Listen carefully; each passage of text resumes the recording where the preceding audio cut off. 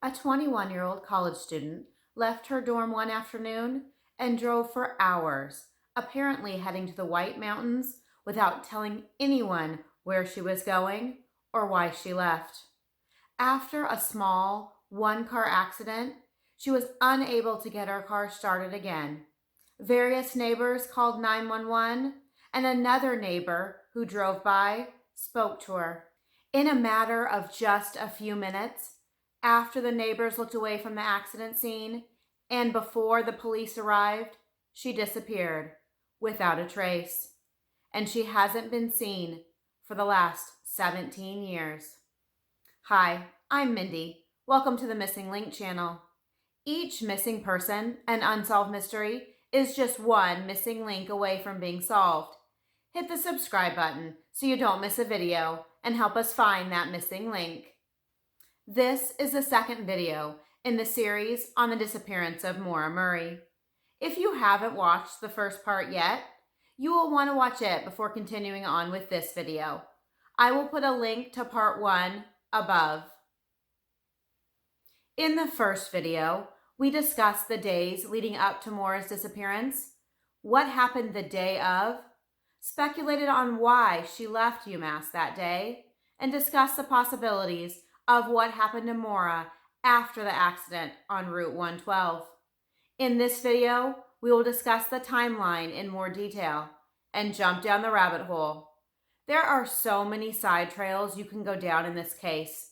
Many of these may not be related at all to the case, but they are important to at least discuss. Because Maura's mindset is so important. We do not know why she left Amherst that day. Knowing what had been happening in her life is definitely relevant. From the first video, we know that Maura came from a larger, close-knit family. She excelled at academics and sports, especially track and cross country. These led her to West Point, where she followed in her sister Julie's footsteps. People claim that Maura was stressed in the years, months, and days leading up to her disappearance. Let's examine different events that happened to Maura to see whether any of these could be the reason why she left Amherst that day and why she ended up disappearing that night. So let's go back to Maura's days at West Point. While visiting Fort Knox, Maura stole lipstick from a store. A friend later said that Maura told her that she didn't know why she took the lipstick, that she had the money to pay for it that day. Obviously, Maura got in trouble for this incident. Some people claim that she got kicked out of West Point for this. Others claim that Maura decided to leave on her own. Either way, Maura transferred to UMass Amherst to pursue a nursing degree. While at UMass, Maura got in trouble again. She stole a credit card number and used that credit card to purchase food. She went before a judge, and she was told that in order for this incident to be kept off her record, she couldn't get into any more trouble. But Maura's bad luck just continued. Remember the accident with her father's car the weekend before she disappeared? Maura left the party on campus and had an accident at a T intersection, which caused $9,000 damage to her father's car. Fred, her father, explained that Maura was very upset with herself. She was even crying. Bill, Maura's boyfriend, described that Maura was very upset as well.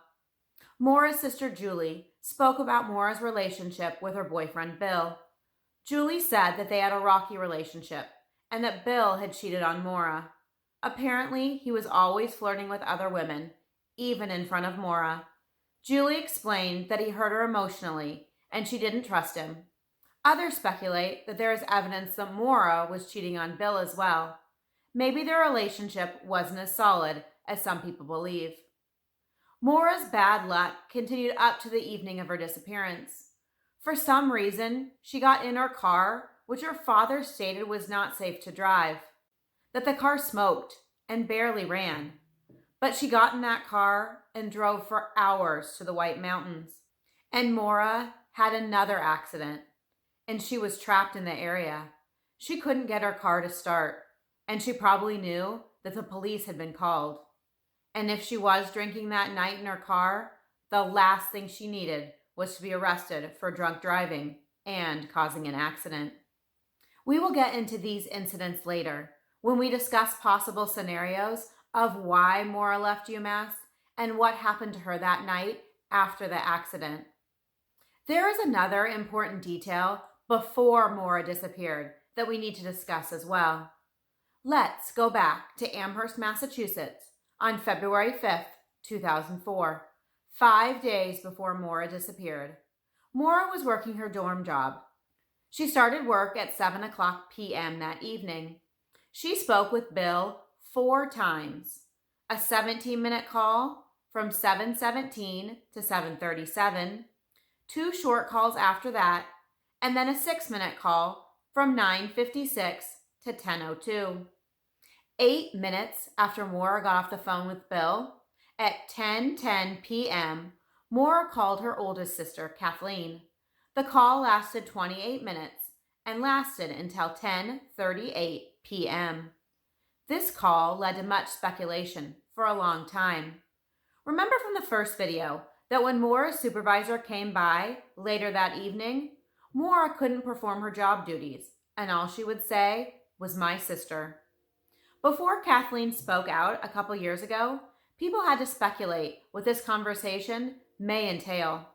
But Kathleen explained that they talked a lot about Tim, who was Kathleen's husband at the time. Kathleen told Maura that night that she wasn't happy, that she had just gotten out of rehab, and when Tim picked her up, he drove her right to a liquor store. Kathleen told Maura during this conversation that she was already drinking again. Kathleen explained that Maura didn't seem upset or sad during their call. Maura wasn't crying. However, I understand why Maura was upset. I think any sister would be upset by this news. Unfortunately, this would be the last time that Kathleen would speak to Maura. A couple hours later, at 12:07 to 12:14 a.m., Maura called Bill's cell phone, and the call lasted 7 minutes. This was now Friday, February 6th. Just a few minutes later, at 10:20 a.m., a student on campus named Patrice Vassie is found after being injured by a hit-and-run driver. We are going to stop the timeline discussion for a moment and jump down this rabbit hole. This event may have nothing to do with Maura, but it is brought up a lot, so I feel it is important to at least discuss, but I won't spend much time on it. A lot of people think Maura could have been taking a break from her shift, gotten into her car, and accidentally hit Patrice. We will discuss this more later, but people wonder if this could be why she was so upset when her supervisor arrived soon after, why she left Amherst a few days later, why she needed to get a new car, and people even question if the damage that was found on her car on Route 112 wasn't consistent with hitting a snowbank or a tree. However, there is no hard evidence to show that Maura was in any way connected to Patrice's accident. Back at the dorm an hour later, at 1 o'clock a.m., Maura's supervisor, Karen Mayotte, came into the dorm where Maura was working. Karen knew right away that something seemed off with Maura. Maura only stated, "my sister." Karen got permission from her supervisor for Maura to stop work. Karen packed up Maura's belongings and escorted Maura back to Maura's dorm. Karen was extremely worried about Maura. She told Maura that there are people on campus that Maura could speak with. She also asked if she could come into Maura's room and talk. However, Maura told Karen that she had a roommate, which wasn't true. Karen felt that something really upset Maura that night. A few hours later, at 3:40 a.m., Maura called Domino's Pizza. There is speculation about whether Maura ordered food or whether she knew the person who worked there and simply called to speak with them. That also seems so late for a pizza place to be open on a Thursday night, but it is a college town, so who knows. The following day was a snow day, and Maura seemed to sleep late. She made some phone calls and talked to Bill that evening. Nothing of real significance happened that day. The next day, February 7th, Fred arrived around noon. He claimed that they went shopping for a different car for Maura, but they didn't have much luck. Fred said that he had $4,000, but that wasn't enough money. There was a call placed at 4:13 p.m. from Maura's phone to Reliance Auto, which lasted 3 minutes. This call seems to corroborate Fred's story that they were indeed car shopping. Fred and Maura had dinner at the Amherst Brewing Company with Maura's friend, Kate Markopoulos. Then they headed to a liquor store. At some point, they must have dropped Kate off because Maura called Kate at 9:01 p.m. At 10 o'clock, Maura dropped Fred off at his hotel. At 11 o'clock, Kate and Maura went to a dorm party in the room of Maura's friend, Sarah Alfieri. This party has led to much speculation. It is unclear whether it was a large party or a party with just a few friends. Kate and Sarah say they can't remember who was at the party. James Renner, who is a writer who has looked into Maura's case for years and even wrote a book on her disappearance, he claims that the party was actually a going-away party for Maura. He believes that her friends knew Maura was planning on leaving, that she was going to start a new life. Renner believes that Maura was trying to get away from her boyfriend, Bill. And why we are discussing it, we might as well jump right down this rabbit hole. He believes that Maura was pregnant and that she was afraid of Bill.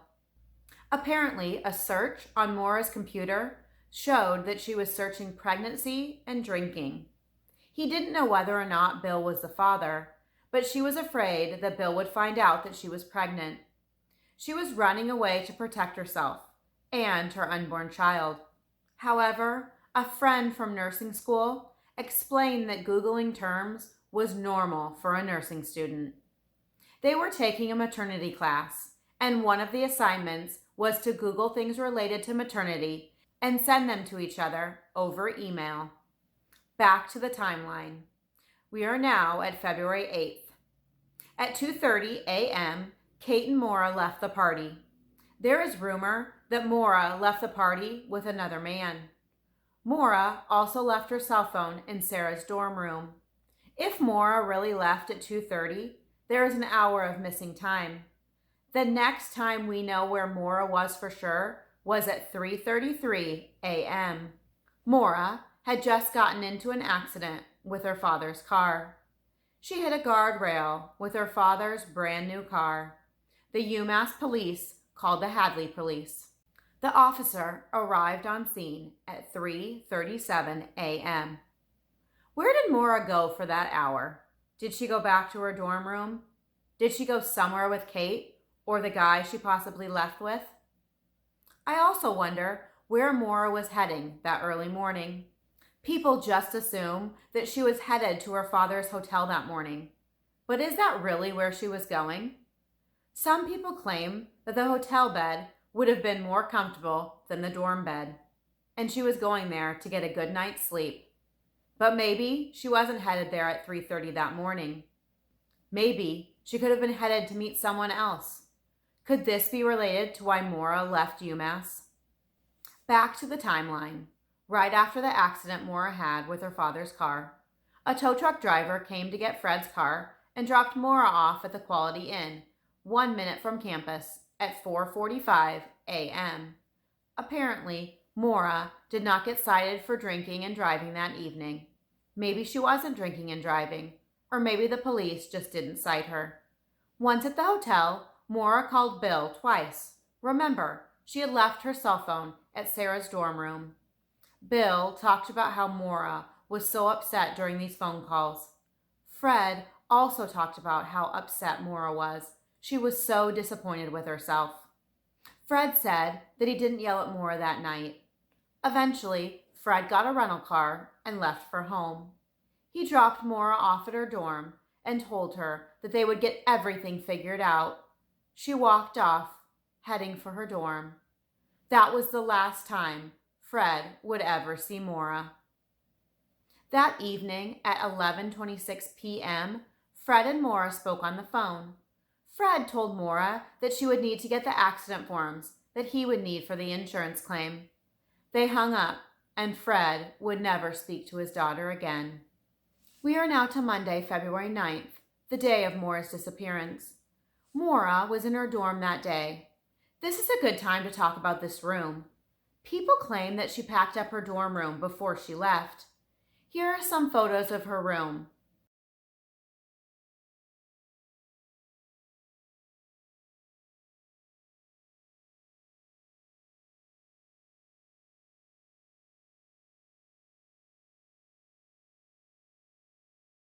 It doesn't look packed up to me. It was the start of the semester, and Maura would have just moved in. Apparently, she had only been back for a week. Perhaps she hadn't unpacked all of the boxes. Apparently, there was an email printed off that Maura had sent Bill. It discussed the problems in their relationship. At 1:00 p.m., Maura emailed Bill. In this email, she told him that she didn't feel like talking to anybody, but she would call him later. At 1:13, Maura called another nursing student. She had previously borrowed a lab coat and wanted to return it. The student told her not to worry about it, but apparently Maura wanted to make sure it was returned before she left. Maura called a few places in Vermont and New Hampshire. It was as if she was looking for a place to stay for a few days. She called a condo in North Conway, New Hampshire, which was a common place for her family to vacation. It was a 3-minute call. The woman who would have answered the phone didn't recall whether she spoke to Maura or not. However, they were full that night, so Maura couldn't have placed a reservation. Around 2:00, Maura called 1-800-GO-STOW. This is a ski mountain resort in Stowe, Vermont. The call lasted 5 minutes, but Maura didn't talk to anyone because the phones were down. She probably just listened to the recording options when you call the number. At 2:20, Maura called Bill, but must have gotten voicemail, and the call lasted 1 minute. Bill didn't answer because he was calling Kate Markopoulos at the time. He later claimed that he was talking to Kate because he was worried about Maura, since she was so upset about rocking her father's car. After Bill got off the phone with Kate, he called his voicemail. He must have gotten a message from Maura because he tried to call Maura 3 times, but she didn't answer. He called her 3 minutes, 4 minutes, and 6 minutes after she had tried to call him. I wonder if there was something in that voicemail because he seemed like he really wanted to talk to her. He kept calling her back, but she wouldn't answer the phone. Maura emailed her professors and work supervisors and told them that there was a death in the family. This is so sad because there may have been a death in the family that very night, but it wasn't another family member. It may actually have been Maura. The first time I heard this, when I was pretty fresh to the case, I wondered if Maura was saying that she was going to end her life. If she was saying that the death in the family would actually be her. We will discuss this possibility later. Before leaving, Maura went by her fellow nursing student's dorm and dropped off the lab coat. The student later spoke out and said that there was a knock at the door, but for some reason she didn't answer it. Later, she found her lab coat outside her door. What if this student had opened the door when Maura knocked? Would things have changed, or would Maura still have left town? Would this student have been able to talk to Maura and find out why she was leaving? Or would Maura have just dropped off the lab coat, pretended nothing was wrong, and continued on with her plan? Either way, this would have been the last person to see Maura before she left campus that day, and for some reason headed to the White Mountains. Let's look at what Maura had in her car that day.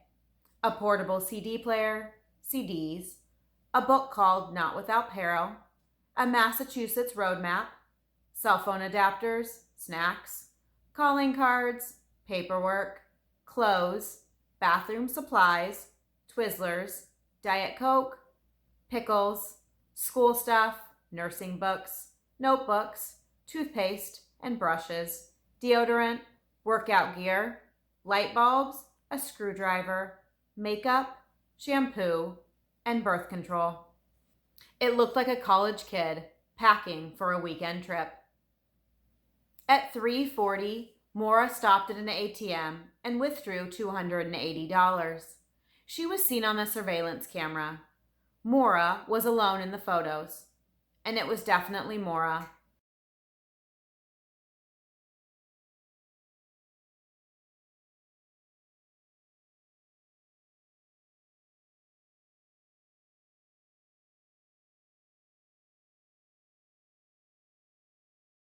There are some odd things about the photos. First, the police didn't show the family or release the photos to the public for 13 years. The photos weren't released until the Oxygen documentary, The Disappearance of Maura Murray. Why didn't the police release the ATM footage sooner? Why did it take them years? The family saw the photos for the first time during the filming of the documentary. The last image of Maura before she disappeared. Something that is strange is that all the police missing flyers said that Maura was last seen wearing a dark-colored jacket. However, in the ATM photos, it shows that Maura was wearing a light-colored jacket. And what is even stranger is that Bill, Fred, and Julie didn't recognize that jacket. Did she get a new jacket? Did she borrow this jacket for someone? Or was it possibly a gift? If the police knew she was wearing a different colored jacket, why were the missing flyers wrong? So Maura took $280 out of the ATM. She didn't leave much in her account. So, did she leave town with only $280? She did have 2 jobs. Did she cash paychecks and maybe have more money in her dorm room that she took with her? $280 doesn't sound like a lot of money to be able to rent a place to stay for a few days, fill up her gas tank on the way to her destination and back to UMass, and still have money for food or whatever else she needed on her trip. Maybe she had a credit card to help with these expenses as well. Maura then headed to a local liquor store where she spent $40. She purchased wine, Kahlua vodka, and Bailey's. Was she planning on making mudslides or White Russians? The time from the liquor store receipt showed 3:43 p.m. We know Maura made at least one more stop before heading out of town. After the accident on Route 112, the paperwork from the accident from Fred's car was found, so she must have stopped at either the DMV or the courthouse. We don't know exactly when she went or how long this took. She then headed out of town. At 4:37 p.m., Maura uses her cell phone and calls her dorm voicemail. During the Oxygen documentary, it took Art and Maggie 2 hours and 39 minutes to get to the accident scene. They didn't say whether they stopped for gas, but we know Maura did because her gas tank was close to full at the time of the accident. So if the accident happened at 7:25 p.m. and it took 2 hours and 39 minutes to get there, this would mean she would have to leave Amherst at approximately 4:46 p.m. But since we know she stopped for gas, which would take at least 5 minutes, the latest she would leave Amherst would be 4:40. I am guessing that Maura probably made that phone call to her voicemail not long after she left Amherst. So if she left town before 4:15 to 4:30, this would give her enough time to get the accident paperwork after leaving the liquor store, and also leave enough time to get gas and be at the accident scene by 7:25 p.m. We know she stopped and got gas before the accident. Her tank was close to full at the time of the accident. However, it is unclear what gas station she stopped at. She must have used cash for the gas, since there was no credit card statement showing this purchase.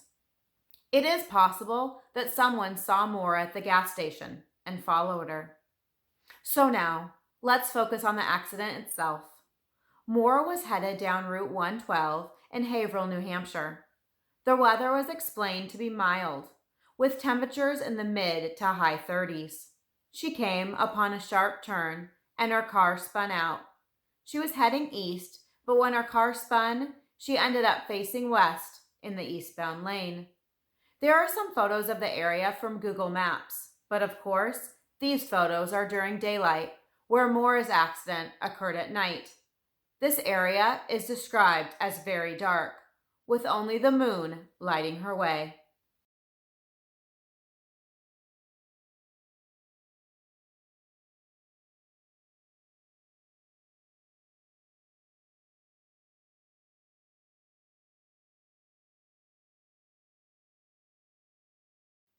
What happened right before the crash?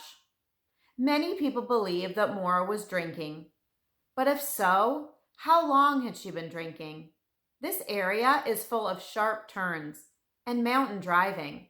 If she had been drinking, many people believe that she would have crashed before coming upon this turn. There was a Diet Coke that smelled of alcohol. Maybe she just poured a drink after she got gas. In fact, we do not even know if she had even taken a sip of the alcohol. Obviously, it was pretty full because a police officer on the scene explained that there was a red liquid spilled on the door and the ceiling of the car. He believed this was from the wine that he could see behind the driver's side seat. But either way, I believe this alcohol in the car definitely played a factor in Maura's disappearance. So Maura's car must have hit a slick spot and she spun around, now facing the wrong direction, in the wrong lane. Her car either impacted a tree or a snowbank. The airbags deployed, the alcohol spilled, and something impacted the windshield.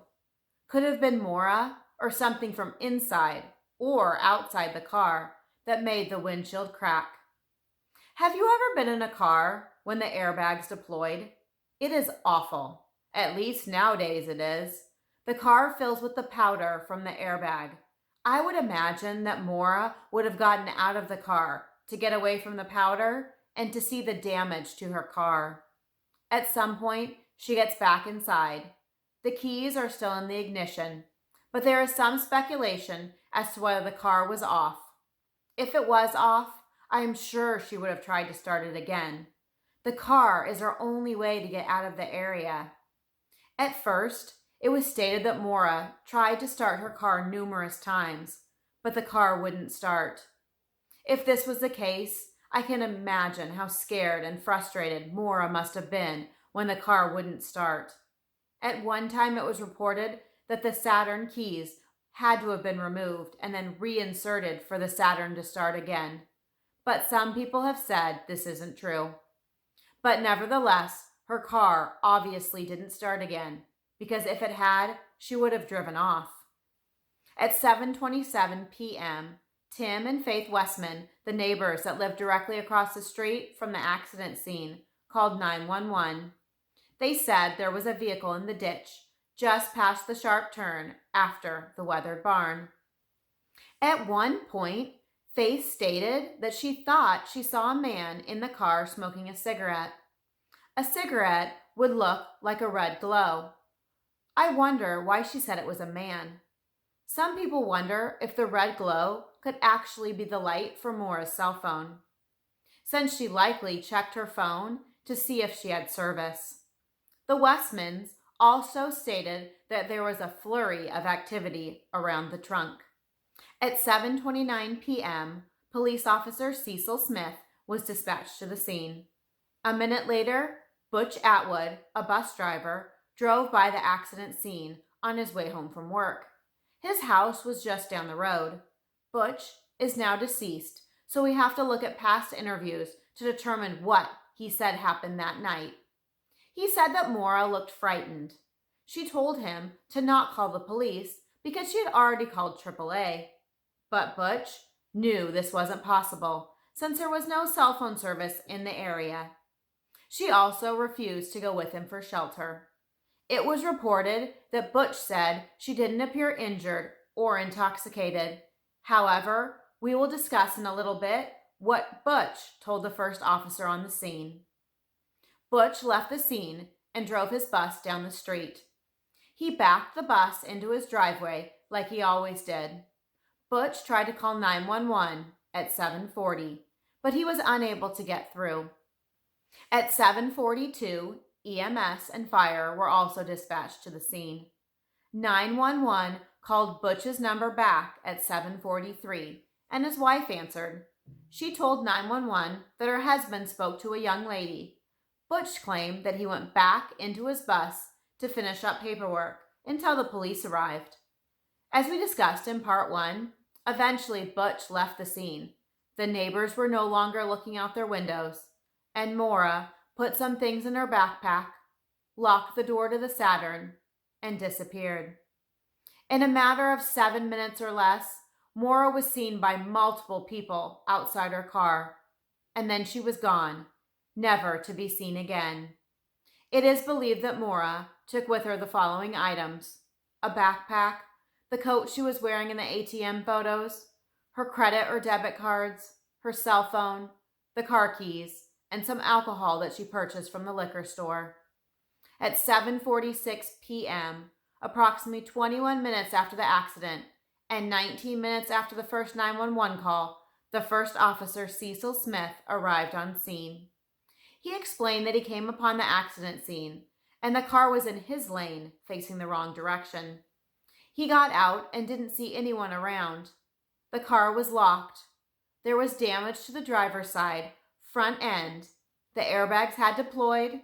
The windshield was cracked, and there was a red substance spilled inside.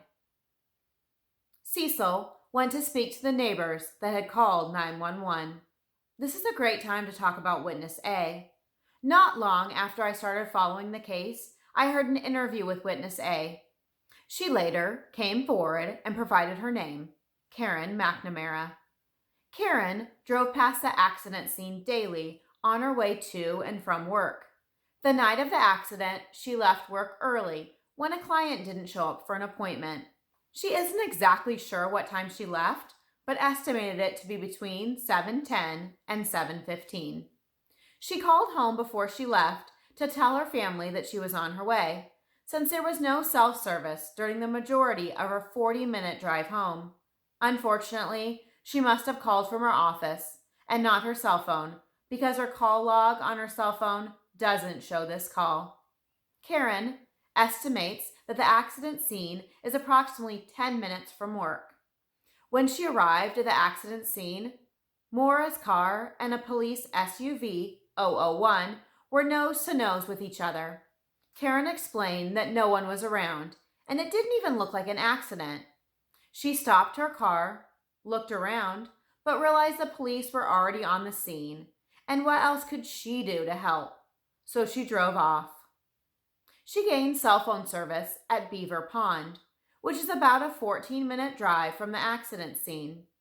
She made a phone call that night when she got to this area. The phone call was made at 7:52 p.m. She believed she would have driven past the accident scene at 7:37 p.m., 9 minutes before Cecil Smith arrived. There was also speculation about who was driving the SUV that night. It was believed that the police chief, Williams, always drove the SUV, but there was no information about him being on the scene that night. This led people to believe that the police were somehow involved in Maura's disappearance. However, during the Oxygen documentary, Cecil Smith was interviewed. He said that he was driving the SUV 001 that night and not the sedan. So if he is telling the truth, this clears up the fact of why the SUV was there that night. Chief Williams was also interviewed. He explained that the SUV wasn't his vehicle, that anyone on duty could drive it. And he explained that he wasn't working that night and was not on the scene of the accident. So those interviews may have cleared up the speculation about the SUV being at the scene and who was driving it. However, I have no explanation about the timing of Witness A. She claims to have driven past the scene 9 minutes before Smith was there. Maybe her timing is just off. So let's go back to the timeline. Cecil Smith went to speak with the neighbors, the Westmans, and the Atwoods. He claimed that Atwood said the young lady was slurring her speech, and was leaning against the car when she was speaking to Butch. When Cecil went back to the accident scene, State Trooper John Monahan drove up. Monahan said that Cecil told him that Butch was checking some mountain roads and wooded areas looking for the young lady. Monahan said that he would head back to Swiftwater. He believed that Maura likely came from that direction, since she most likely spun out on the turn. He figured she would head back in the direction she came, since she knew it was a more populated area, and may be able to find help. He didn't believe she would head in the opposite direction, since she would have no idea what lied ahead. He never drove past the accident scene heading east that night. At 7:54 p.m., a be on the lookout was issued for the driver, who we now know to be Maura Murray, but this wasn't known at the time. At 7:56, EMS arrived, and a minute later, at 7:57, the fire department arrived. Dick Guy, an EMT, arrived on the scene at 7:56 p.m. He explained that he felt the vehicle hit the tree and spun around in the opposite direction. When he arrived, there was no one at the accident scene. He explained that this wasn't unusual. However, what was unusual was what he found next. He walked to the back of the car and found a rag or maybe a dish towel sticking out of the exhaust pipe. He thought this was weird. It was stuffed in the exhaust pipe and hanging out 8 to 10 inches. He explained his concern when he saw this. I actually wondered the same thing when I first heard about the rag in the tailpipe. Dick explained that there was a store a half a mile away. He wondered if someone put the rag in the tailpipe of her car, hoping the car would stall out. He wondered if someone followed her, waited for the car to have trouble, and then abducted her. There are 2 other explanations for the rag in the tailpipe. First, the neighbors explained that there was a flurry of activity around the trunk of the car. Perhaps Maura grabbed the rag from her trunk, tried to clean up the alcohol that was spilled, and then placed the rag in the tailpipe. Second, Fred explained that the rag in the tailpipe was because of something he told Maura once. Remember, Maura's car was having trouble. He said it was smoking and had a blown cylinder. He told Maura not to drive the car, but if she had to put a rag in the tailpipe to keep the car from smoking. He was afraid she would be pulled over if an officer saw the car smoking. Back to the timeline. Cecil had just finished his interviews with the neighbors. From the accident scene and speaking to the witnesses, Cecil believed that this was possibly a drunk driving accident. Apparently, it is common for the driver to leave their car to try to avoid a drunk driving charge. The driver usually shows up the following day looking for their car. The car was towed and impounded by Lavoie's, a local towing company. We have to leave New Hampshire for a minute to discuss something else in the timeline. Maura's boyfriend Bill was stationed in Oklahoma. That night at 8:00 p.m., Bill and his friend from West Point, Bob McDonald, had a 34-minute phone call. Bill would later claim that they didn't discuss Maura. This call would have been 7:00 Bill's time. Back in New Hampshire at the accident scene. At 8:02 p.m., EMT was told they could leave by Cecil Smith. I always thought this was odd because the driver hadn't been located yet, but was probably injured since a police report said she hit a tree and the windshield was cracked and there was alcohol in the car.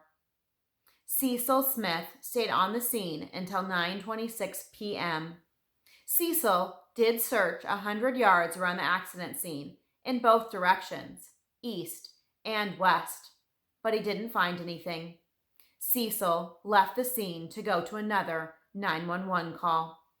The next day, Tuesday, February 10th, at 12:04 p.m., another BOLO, or be on the lookout, was issued, but this time they had a name. The BOLO was issued for Maura Murray, date of birth May 4th, 1982, who was missing after a motor vehicle crash. How did they know Maura was the driver? Was it off the description from Butch?